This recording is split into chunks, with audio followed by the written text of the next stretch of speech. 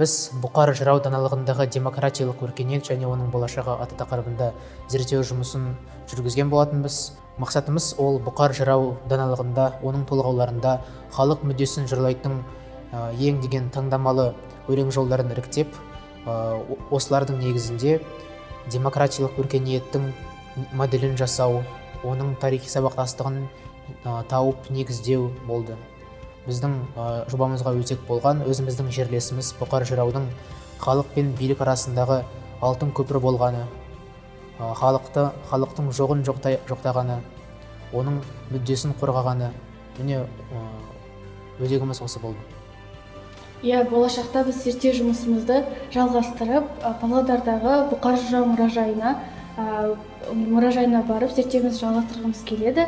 Және де осы тақырыптың өте қызық екенін түсіндік, себебі бұқар жыраудың толғаулары аса үлкен тарихи құндылыққа ие. Жалпы айтатын болсақ, 18 ғасырдың тарихын бұқар жырау толғауларынан көре аламыз.